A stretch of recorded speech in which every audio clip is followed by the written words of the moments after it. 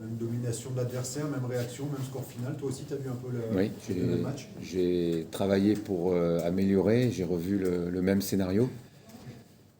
Je commencerai par vous dire que j'ai vu une force de caractère individuelle et collective, puisque lorsque vous êtes mené 2-0, il ne faut pas s'effondrer et laisser vraiment l'adversaire prendre la confiance et vraiment la domination du match. On est resté toujours dans le match, même à 2-0. Il a fallu rester très solide, même si on a encore concédé des occasions. Puis il faut avoir cette force de caractère, cette force mentale pour regagner centimètre par centimètre, espace par espace, l'emprise sur le match, aller chercher dans un premier temps une réduction du score et puis ensuite continuer d'appuyer pour mériter et aller chercher cette égalisation. Et on a le sentiment, comme en Italie, que s'il reste du temps, on peut aller chercher la gagne. Comment vous expliquez qu'il y a eu besoin d'autant de temps finalement pour s'y mettre? Il a fallu être 0-2 pour s'y mettre finalement. C'est aussi avec la qualité de l'adversaire. Ces deux grosses nations du football, c'est deux équipes qui performent très fort en espoir. Ils l'ont montré dans leur poule de qualification. C'est des nations qui sont venues avec leur groupe de compétition, pendant que nous, on a eu la possibilité de voir un groupe élargi, avec des 2005 qui ont intégré. Donc c'est toujours un groupe jeune, hein, c'est la base des espoirs, c'est dans le titre. Mais là, on a eu des très jeunes, et c'était très intéressant, très enthousiasmant d'intégrer des joueurs qui ont fait des efforts pour bien s'intégrer, des anciens de 21 ans qui les ont aidés à s'intégrer, et de voir un groupe se constituer en peu de jours, en peu de temps, et avoir justement cette unité, cette force de caractère. On avait senti à l'entraînement une adhésion à ce qu'on proposait, un engagement, et on l'a retrouvé dans la difficulté. C'est-à-dire que début de match, on l'a, mais on a commis des erreurs en Italie, on l'a payé sur première occasion but, et on l'a repayé également aujourd'hui. C'est même pas une occasion, on commet, j'appelle ça des demi-erreurs. C'est pas un joueur qui fait une erreur, c'est quelques joueurs qui font des demi-erreurs, et aucun ne corrige la demi-erreur du partenaire devant lui pour rattraper la situation. Et à la 5e minute, on est mené. Et il y a eu cette force de caractère, une unité construite en peu de temps, et qui leur appartient, et qui nous a permis de rester dans le match et de revenir sur la fin. Est-ce que votre coup de coaching, quand vous faites rentrer 5 joueurs d'un seul coup à quart d'heure de la fin, c'était déjà prévu à l'avance, ou c'était une adaptation par rapport à ce que vous voyez sur le terrain? Non, je sais qu'on est dans un rassemblement où il faut voir les joueurs, il faut les voir en situation. Donc on a changé les deux équipes entre les deux matchs quasiment à un jour près. Donc on sait qu'on va donner du temps de jeu un peu à tout le monde, et qu'on a la possibilité de faire rentrer beaucoup de joueurs. Donc ça aide pour le coaching, mais c'est pas prévu à la minute, c'est pas prévu. Après, on fait une inspiration par rapport à ce qu'on ressent et ce qu'on voit sur le terrain. Tu as défendu les deux matchs avec 3 défenseurs centraux. Oui. C'était le thème de ce rassemblement-là, Oui. en vue de... Tu vas des certitudes, tu as le sentiment que tu as les joueurs pour jouer dans ce système, ou c'est l'expérimentation d'un rassemblement? C'est une expérimentation, mais c'est parce que j'ai senti qu'avec ce groupe, il y avait du potentiel pour jouer avec des pistons, pour jouer avec 3 centraux. Toujours le débat, est-ce qu'on joue à 5, est-ce qu'on joue à 3? On a plutôt vu qu'on joue à 3. Donc on peut voir ça d'une manière positive et dire que c'est audacieux, et on peut voir ça différemment et penser qu'on prend trop de risques. Moi, j'aime bien l'audace, mais je dois vous dire la vérité. Il y a des moments où on doit repasser à 4, et on n'a pas su toujours le faire, on n'a pas toujours eu les bonnes réponses. C'est des jeunes joueurs qui découvrent parfois le système, d'autres qui l'avaient déjà intégré en club.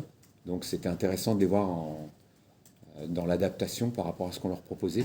Et nous, je vous l'ai dit, on va bien analyser tous ces entraînements et ces 2 matchs pour avoir un maximum d'enseignements, d'informations, et en tirer les leçons pour ensuite bâtir avec plus d'efficacité peut-être un nouveau système et d'autres animations. Mais on sait ce qui marche, et on a retrouvé des phases où on est en difficulté, il va falloir les corriger.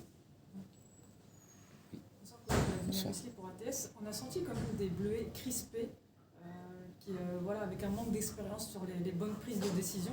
Ils ne levaient pas assez la tête, par exemple, en première période surtout, mais ils ont rectifié cela en seconde période avec de meilleures combinaisons et plus d'intensité. Mais est-ce qu'il n'y a pas un manque d'exigence finalement qui a conduit à ce résultat?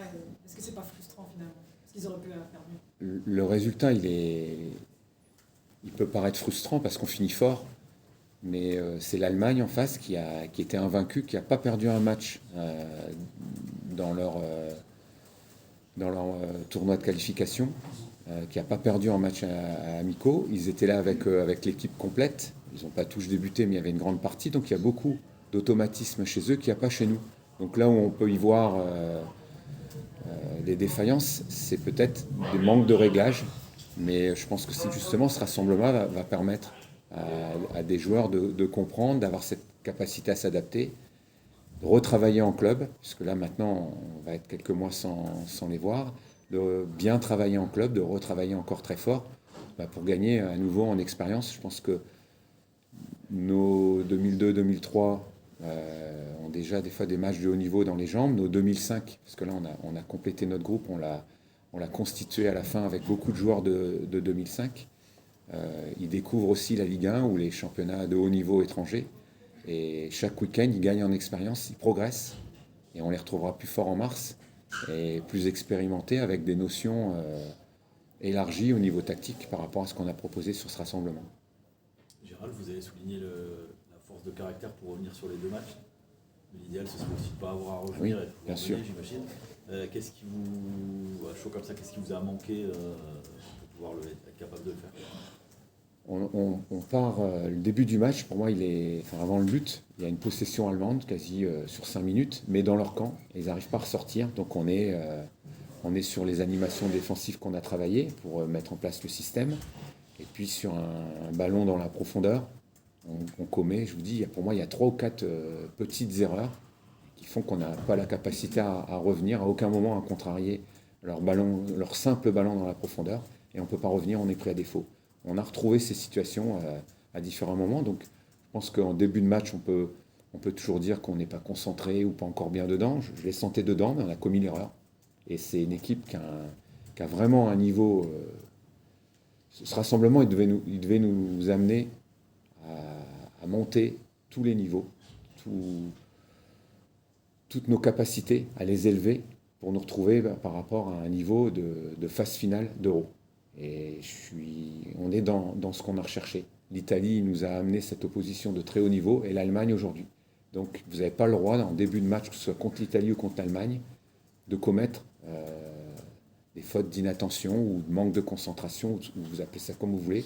La moindre petite faute, elle est exploitée parce qu'on a franchi un palier et à ce niveau-là, on est puni. Après, il faut avoir cette force de caractère, cette force également tactique, technique, athlétique, pour battre un bloc qui est en place. Parce qu'après, que ce soit pour les Italiens ou les Allemands, c'était vous menez 2-0, vous êtes en bas, vous êtes en bloc bas compact, et vous stoppez l'hémorragie comme c'est possible. Et vous savez qu'à chaque récupération du ballon, on est obligé, nous, Français, de nous déployer pour revenir au score. On prend des risques. Quelque part, on se dégarnit derrière et on est en difficulté. Et donc, on leur donne la possibilité d'être fort dans le scénario. Il faudra corriger ça, évidemment. Et le deuxième but, c'est un peu la même analyse, non? Parce c'est d'ailleurs qui est tout seul au... Oui, le deuxième, on est en phase de transition. Notre transition, elle n'est pas assez efficace parce qu'on se déploie vers l'avant pour revenir. Ça fait partie de ce football un peu audacieux. Quand ça gagne, c'est génial. On a eu de l'audace, on a donné du spectacle. Ça va d'un but à l'autre. Et je pense qu'il faudra qu'on travaille pour avoir davantage. Je vous dis, j'aime l'audace, mais là, on manque de maîtrise dans ces phases de transition défensive. On va essayer de garder cette audace et d'avoir un meilleur équilibre défensif. Est-ce que l'audace était bonne avec le ballon pendant une heure? Avant les entrées, par exemple, pour un peu donner un peu de peps, on va dire. Mais à partir de l'audace avec ballon. Ouais, c'est difficile parce que vous jouez face à un bloc qui mène 1-0, qui est compact, bas, avec une confiance puisqu'elle mène, et elle sait qu'à chaque récupération du ballon, même en partant de loin, elle a la possibilité de profiter d'un de nos déséquilibres parce que on s'impatiente, on pousse, et on envoie toujours un joueur de plus vers l'avant pour aller chercher l'égalisation. Donc, la première heure, elle sert aussi à fatiguer le bloc adverse, à les user pour qu'en fin de match, ça craque. Ce qu'on a retrouvé également en Italie. Je pense qu'on a fini athlétiquement plus fort que nos adversaires parce qu'on les a usés à partir du moment où on était mené 2-0. Mais pas avant, malheureusement. Merci.